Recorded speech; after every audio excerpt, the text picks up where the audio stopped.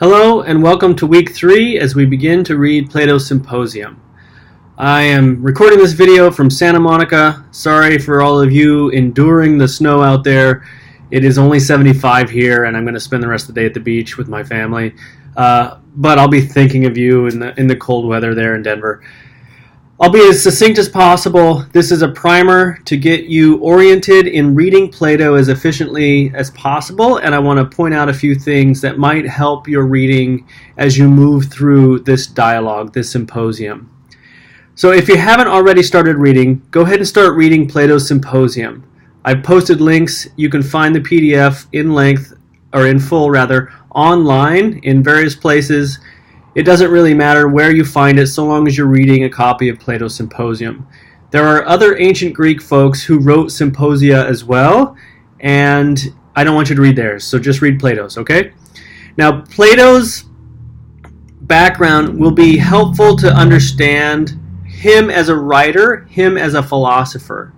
So, if you can, in the beginning of your posts for this week, or at least the post for Monday, include a couple of biographical details about Plato's life that will help us as readers position him in context to his own historical context and background. Okay? So make sure you can just bullet point a couple of things pertinent to his biography, include that in the beginning of your post, and then go forward with your post as normal, okay? Now, a couple of things may be helpful for you to understand as we move into this ancient Greek world. Now, if you don't know already, if you haven't watched the movie Spartacus or something like that, ancient Greece was not a nation like we have nations today. Greece was organized according to small city-states. So Sparta was its own city-state, self-governing. It governed themselves way differently than they did over in Athens, right? And this is why there was so much conflict between different cities in ancient Greece, because they were conflicting or vying for power and control over the region. So the strength of your city-state tells a lot about the strength of the people they're in. So Athens is one of the first or the early what they call democracies, right? Similar to ours, although there were some markedly different ways that they realized this democracy than what we experienced as democracy today. But Athens is credited with coming up with democracy as a success, or at least having a successful foray into that realm of politics. So Athens and ancient Greece, this is where philosophy in the West rose up, jumped on the global scene, and we could extrapolate from the fact of why philosophy back then and then this place, because there was probably an organizational, a social structure that allowed them a sufficient amount of leisure time and energy to have certain people devote themselves to the life of the mind. Now, when I say this, I don't mean to indicate that the philosophers were somehow separate or isolated from the rest of the work that went on in the city. To be a good philosopher meant to be a good citizen.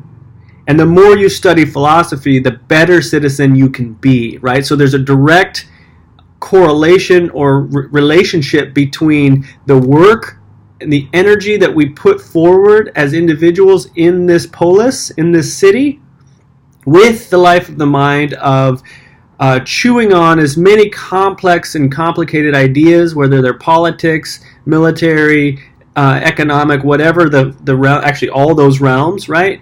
The better the philosopher, the better the thinker, the more efficient, the more effective, the more valued the citizen. Okay? So Plato in this time is really, really interested in not making just philosophers, people who sit around thinking deep thoughts, but making really good citizens. Okay? Hopefully that makes sense to you all.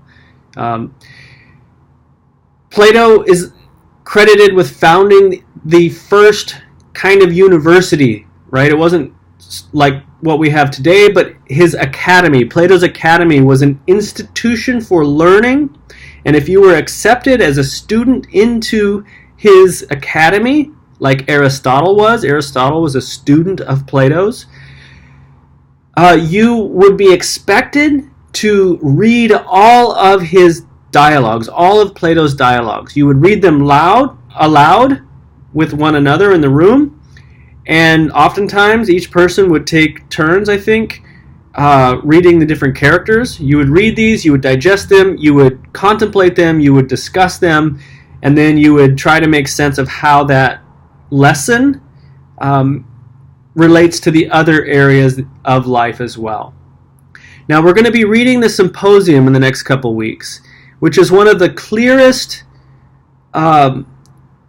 writings that Plato gave us of a couple of different things. He gives us the Symposia, which Symposion in Greek means drinking party or drinking together. So the context, we enter this dialogue, the scene of this play, so to speak, at a drinking party for this dude Agathon, who was totally full of himself. He thought he was the cat's meow, that like there was nobody better than him, and you'll see that, you'll read that as we move through. Everybody praises and applauds Agathon. It's his party, he's throwing himself, okay? And they don't want to just get together and drink. They were all way hungover from the night before when Agathon's play had opened with great acclaim throughout Athens. Everyone was talking about Agathon and crowning him with the wreaths of, I don't know, probably made of olive branches or something. And Agathon is sort of the name of the game. He's the one whose attention, who should be garnering all the attention of the entire night. But Socrates is present. So inevitably, Socrates will steal the show, and Agathon is very, very aware. Actually, all of them are very aware that this is about to happen. They just know it. So every speaker is in the room, and each speaker takes turns delivering a speech on their view of love. So love becomes the center of the conversation. And what you'll see when we get later in the week to Socrates' speech, whom he just says he got this speech from this woman Diotima, this wise woman, Socrates will switch it. Instead of talking straight up about love, he's going to move it to something larger, something a little bit more abstract, and he's going to start talking about the idea of beauty as being the more central thing that we should be focusing our attention on, whereas love is going to be the vehicle that just gets us to beauty. But beauty is really what we're desiring and wanting, right? So pay attention to those shifts. The Symposium is one of Plato's clearest sort of examples of his concept of the forms, which I will get more into next week in person because I don't want to do it via video. It's just not worth it. It's a very complicated and yet simple, it's a slippery set of ideas, and so I want to do that with you in person. As you read through the dialogue, all of Plato's dialogues will follow a very similar pattern.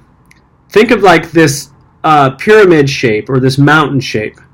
As we move up the hill towards knowledge and understanding, we're going to have several attempts at getting at the truth of beauty or the truth of love. But all of those ultimately will fail, and we will come to a point in Plato's dialogues called aporia. This means, I don't know.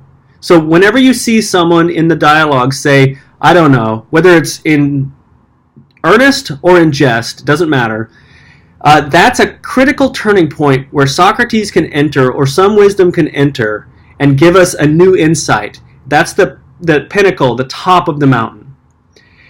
We'll be given this new insight, and then there will be some sort of test. We're going to read it for next week, what the test is, when this other dude, Alcibiades, comes into the scene and delivers the last speech. And ultimately they will fail in their understanding or application of the new insight that had just been given, because it's too lofty, it's too high up there to really get. So we have to walk away with the end of it, which is a lesser good or a lesser form of knowledge, but we end the whole dialogue a little bit wiser than when we began. And so that's the point, that's the structure. Okay, I'm going to leave you there with that. Please read through a little bit of the introduction.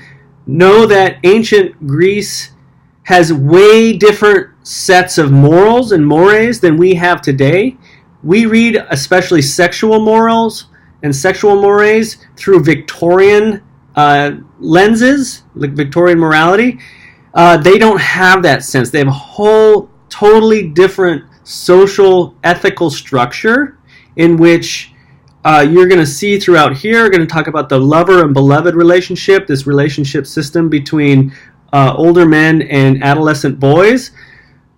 We call that statutory rape here. I'm not condoning it, but I'm also not condemning it. I want you to read with an open mind and see how quickly we move in the dialogue from this way different ethical social structure of education and raising up a new generation. It's going to be only of men back in the day,